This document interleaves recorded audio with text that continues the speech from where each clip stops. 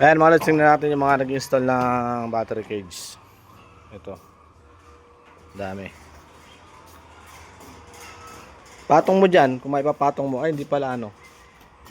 Okay, dyan mo muna buuin sa baba. Kahit din oh. Tatlo ang buuin mo, tatlo.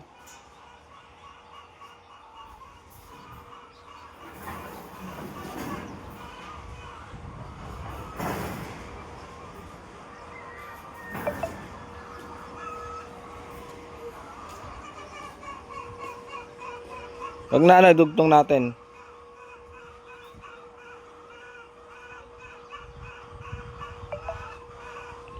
Ay! Ay, hair pa yun pala. Kala ko din eh.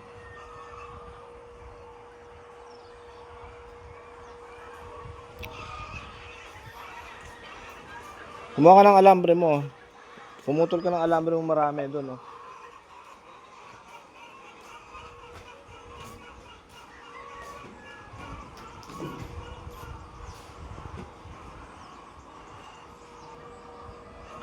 Ayan mga lods, dito tayo sa taas ano? So, dito sa may lagayan natin ng drum ng tubig.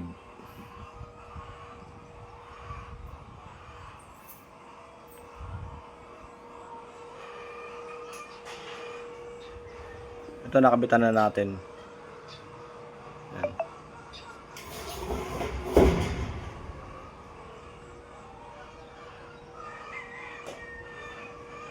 Ito na lang kakabitan muna natin ito.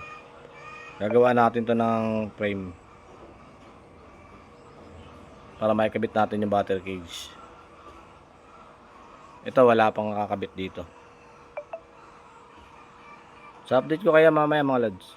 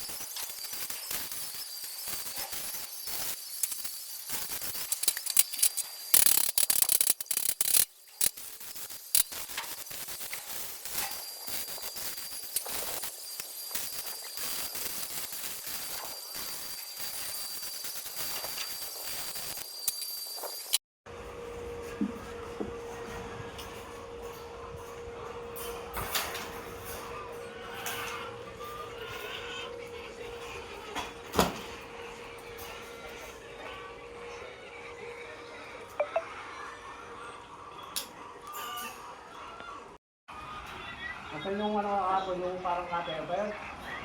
Yung pula. Mas magaling yung pula, yung nakalim. Ere.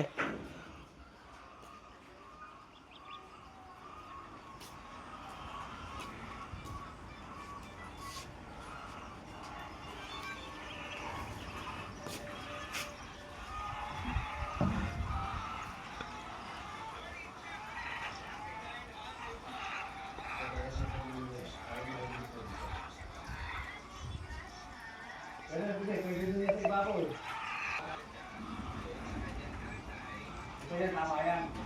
Pero yung ito sa bahay mo. Ito sa mga hindi mo yan. Ito po. Ito baka makakabalan sa ano. Hindi na hindi yung tali yung asin ko eh. Marami eh. Tulog yung natin. Turo mo yung ano.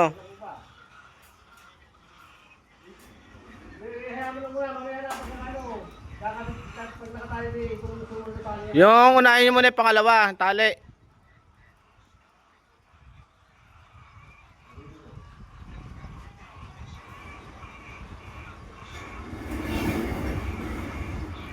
Yeah, ganyan nyo lang muna. Ha? Ano sa baba? Diyan sa paa mo. Diyan ko natanong kanina eh. Pero sa'yo mo no? Sa taas to. Ilagay mo na ako sa 30 ng may kakabit agad ng ano. Ayan, pwede naman dito sa taas.